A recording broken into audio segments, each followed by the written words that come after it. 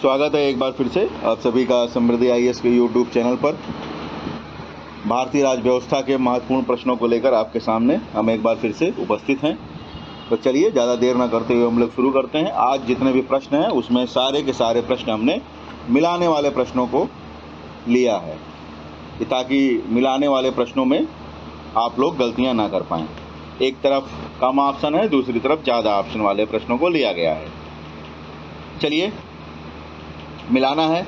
ए, सांकेतिक कटौती प्रस्ताव, मांग की राशि को निर्दिष्ट राशि तक कम कर दिया जाए। बी, मितव्ययता कटौती प्रस्ताव, मांग की राशि में 1 रुपये कम कर दिया जाए। सी, नीति कटौती प्रस्ताव, मांग की राशि में 100 रुपये कम कर दिया जाए। चौथा कह रहा है मांग की राशि घटाकर 1 रुपये कर दिया जाए, मांग की राशि घटाकर 100 रुपये कर दी जाए। ये आपको मिलाना है। इसको मिलाने की कोशिश आप सभी लोग करें। इसका सही उत्तर क्या हो जाएगा? देखिए, आज के जो प्रश्न हैं उसमें हमने व्याख्या को नहीं लिया है, क्योंकि प्रश्नों को करिए और व्याख्या कर लीजिए तो उसका कोई बहुत मतलब नहीं होता। हाँ, कुछ प्रश्न व्याख्या में से ज़रूर मिल जाते हैं, उसका ये फ़ायदा मिलता है। लेकिन आज हमने ऐसे प्रश्नों को रखा जिसमें व्याख्या नहीं है, जिसमें आपका पूरा मस्तकीय जंजायन है। तो इस तरीके से आप सभी लोग इसको बताने का प्रयास करें कि इसका सही उत्तर क्या हो जाएगा।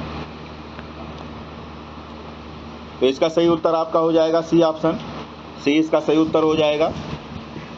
तो सी में ए को 3 से मिला दीजिए, मांग की राशि 100 रुपये कम कर दिया जाए। बी को 1 से मिला दीजिए, मांग की राशि को निर्दिष्ट राशि से कम कर दिया जाए। नीति कटौती में जो है सी को 4 से मिला दीजिए, मांग की राशि घटाकर 1 रुपये कर दिया जाए। ये जितनी भी कटौतियां हैं ये आप लोग ध्यान में रखेंगे। आर्टिकल 113, 117, 116, इस तरीके से जितनी भी आर्टिकल हैं इन सभी को आप लोग बहुत ध्यान से रखेंगे, बहुत ध्यान से देखेंगे कि कौन कौन से ऐसे चीज़ें हैं, कौन कौन से ऐसे विधेयक हैं जो बिना राष्ट्रपति की सिफारिश में सदन में पूरा स्थापित नहीं किए जाएंगे। चलिए आगे बढ़ते हुए अपना अगला प्रश्न लेते हैं। ये कह रहा है विधि के प्राधिकार के बिना ना तो कोई कर लगाया जाएगा ना एकत्र किया जाएगा। अनुच्छेद 117, कर लगाने वाला कोई भी विधेयक संसद में राष्ट्रपति की सिफारिश के बिना पेश नहीं किया जा सकता है। अनुच्छेद 113, विधायिका की संस्वीकृति के बिना कोई खर्च नहीं किया जा सकता। अनुच्छेद 265, खर्च के लिए कोई अनुदान की मांग राष्ट्रपति की सिफारिश के बिना नहीं रखी जाएगी। 112 और 266 इतना आपको दिया जा रहा है, ये मिलाइए। ये सब बहुत इंपॉर्टेंट है, सारे जितने इसमें मिलाने वाली चीज़ें हैं वो सब बहुत इंपॉर्टेंट है। 117, 113, 265, 112, ये सारी आर्टिकल बहुत इंपॉर्टेंट है। यहाँ से लगातार प्रश्न आते हैं, तो इसको आप सभी लोग बताने का प्रयास करें। इसका सही उत्तर क्या हो जाएगा? तो इसका सही उत्तर आपका हो जाएगा बी ऑप्शन। बी ऑप्शन इसका सही उत्तर हो जाएगा। बी ऑप्शन इसका सही उत्तर हो जाएगा। विधि के प्राधिकार के बिना ना तो कोई कर लगाया जाएगा ना एकत्र किया जाएगा। ये हो जाएगा ए का 3। ठीक है, कर लगाने का कोई भी विधेयक संसद में राष्ट्रपति की सिफारिश के बिना पेश नहीं किया जा सकता है। 117, विधायिका की संस्वीकृति के बिना कोई खर्च नहीं किया जाएगा, ये 5वां हो जाएगा।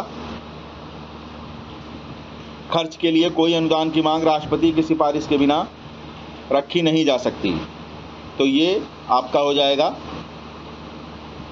इसको मिलाना है तो ये हो जाएगा ऑप्शन 2, जो दूसरा कूट है इसमें से मिल जाएगा, डी का हो जाएगा 2। तो ये आप सभी लोग ध्यान में रखेंगे। चलिए आगे बढ़ते हुए अपना अगला प्रश्न लेते हैं। अगला प्रश्न है हमारा, ए ऑप्शन कह रहा है भारत की संचित निधि, अनुच्छेद 110, धन विधेयक, अनुच्छेद 267, सी, वार्षिक वित्तीय विवरण, अनुच्छेद 266, भारत की आकस्मिकता निधि, अनुच्छेद 265 और धारा 112। इसमें आपको मिलाना। यह तो आसान प्रश्न है, इसको आप सभी लोग आशा है कि मिला ही लेंगे। धन विधेयक किसमें है, वार्षिक वित्तीय विवरण, अगर ये आप मिला ले गए तो बहुत आसान हो जाएगा। तो इसका सही ऑप्शन हो जाएगा डी ऑप्शन। डी ऑप्शन सही हो जाएगा। इसमें आप लोगों को पता ही है। तो सबसे पहले आप लोग जो है मिला लीजिए वार्षिक वित्तीय विवरण को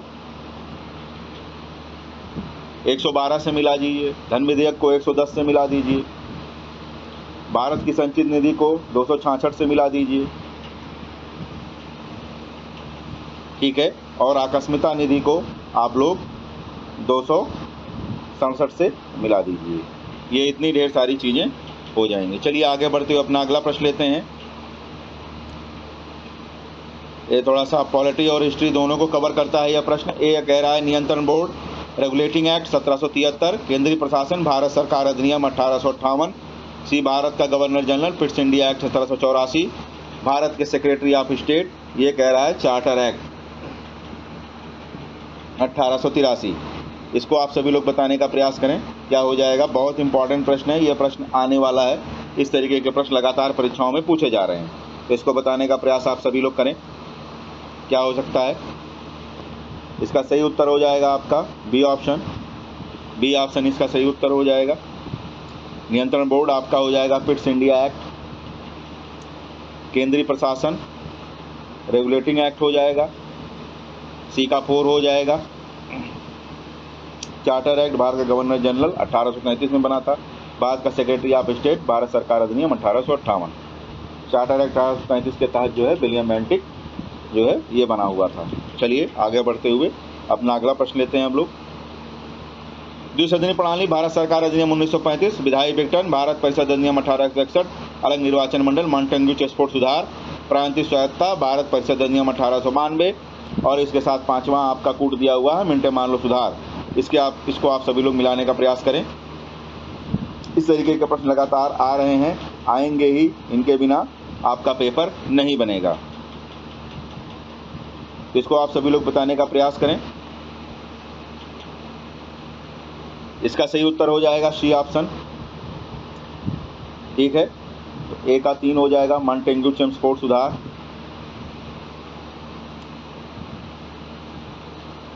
बी का हो जाएगा 2 भारत सरकार अधिनियम 1861, अलग निर्वाचन मंडल आप सभी लोगों को पता ही है। पार्लियामेंटो सुधारों के तहत ये दिया गया था प्रांतीय स्वायत्तता, ये जो है भारत सरकार अधिनियम 1935 के तहत दिया गया था। प्रांतीय स्वायत्तता, केंद्र में द्वैत शासन, प्रांतों में द्वैत शासन, ये सब लगातार आते हैं, इसमें लड़के बहुत कंफ्यूज होते हैं, तो इन चीज़ों को बहुत ध्यान में आप लोग देखेंगे। प्रांतीय स्वायत्तता कब आई थी, द्विसदनीय व्यवस्था कब आई थी, खासकर मिंटो मार्ले मॉन्टेग्यू चेसफोर्ड 1935 के अधिनियम को बहुत ध्यान से पढ़िएगा, क्योंकि भारतीय संविधान के लगभग 200 अनुच्छेद आपके नेहरू रिपोर्ट और भारत सरकार अधिनियम से हूबहू ले लिए गए हैं। चलिए अगला हम लोग देखते हैं। इसमें आर्टिकल मिलाने को है लोक नियोजन में समता, अनुच्छेद 29 अल्पसंख्यक अधिकार, अनुच्छेद 21 व्यक्तिगत स्वतंत्रता का अधिकार, अनुच्छेद 23 शोषण के विरुद्ध अधिकार, अनुच्छेद 16 और अनुच्छेद 25। ये तो आप लोग मिला ही सकते हैं, लेकिन फिर भी इसको मिला लीजिए। इसका क्या हो जाएगा, लोक नियोजन में समता,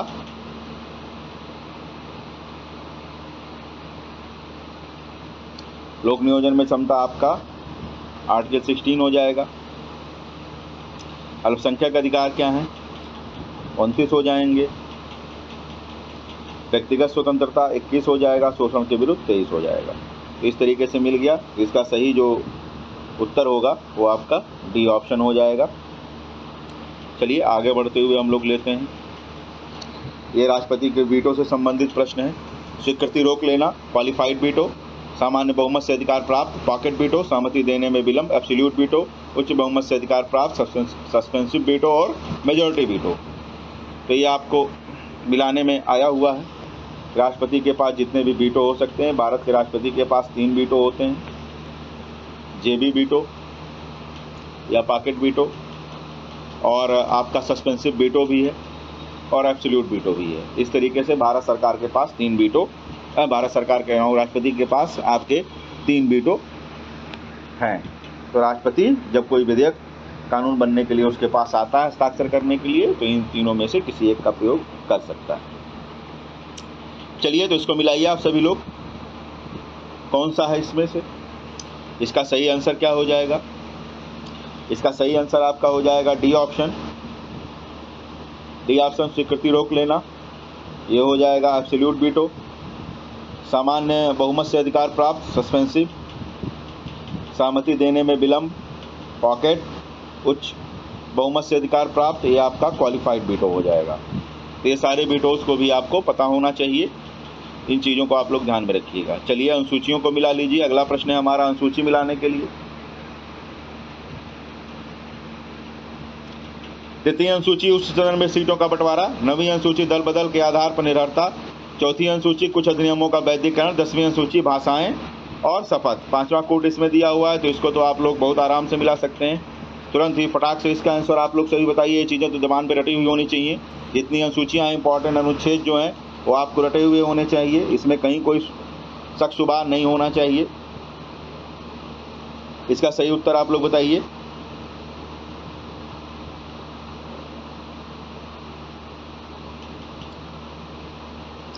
इसका सही उत्तर हो जाएगा आपका बी ऑप्शन। तृतीय अनुसूची में शपथ, तृतीय अनुसूची में शपथ है। तृतीय अनुसूची में शपथ है। नवीं अनुसूची में आपको पता है कुछ अधिनियमों का वैधीकरण है। चौथी अनुसूची में आपका उच्च सदन में सीटों का बंटवारा है। 10वीं अनुसूची में दल बदल के आधार पर निर्भरता है, तो ये हो जाएगा। चलिए आगे बढ़ते हुए राज्यपाल से संबंधित हम लोग अपना अगला लेते हैं। अगला प्रश्न हमारा है राष्ट्रपति से संबंधित, राज्यपाल से संबंधित है। देखिए, राष्ट्रपति और राज्यपाल से संबंधित जितने भी आर्टिकल दिए हुए हैं उन सारे आर्टिकल को आप लोग बहुत ध्यान से पढ़ेंगे। भारत का एक राष्ट्रपति होगा, उपराष्ट्रपति, मंत्रिपरिषद से संबंधित जितने भी प्रावधान हैं वो आप जरूर ध्यान से पढ़ेंगे। चलिए आगे बढ़ते हुए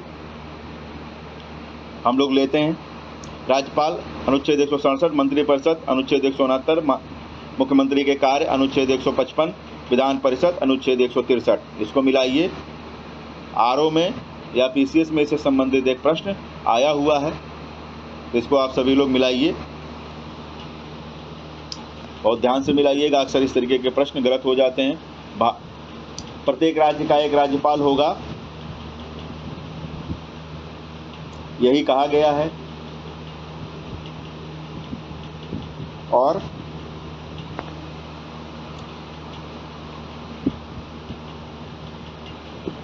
तो इसका सही उत्तर आप सभी लोग बताने का प्रयास करें। इसका सही उत्तर हो जाएगा C option. C option A का हो जाएगा 3, अनुच्छेद 155 राज्यपाल। प्रत्येक राज्य का एक राज्यपाल होगा और हर अवस्था में होगा। ऐसी स्थिति की कल्पना नहीं की जाएगी कि जब कोई राज्यपाल ना हो, हमेशा राज्यपाल का पद रहेगा ही रहेगा। ठीक है। राष्ट्रपति के बारे में तो है कि राष्ट्रपति नहीं है तो उपराष्ट्रपति, उपराष्ट्रपति नहीं है तो मुख्य न्यायाधीश या जो ज्येष्ठतम न्यायाधीश है, लेकिन राज्यपाल के बारे में ऐसी कोई व्यवस्था नहीं है। इसलिए राज्यपाल राज्य में उसका पद हमेशा बना रहेगा और कोई न कोई राज्यपाल रहेगा। और किसी एक राज्यपाल को 2 या 2 से अधिक राज्यों का भी राज्यपाल बनाया जा सकता है। ये भी अनुच्छेद में लिखा हुआ है।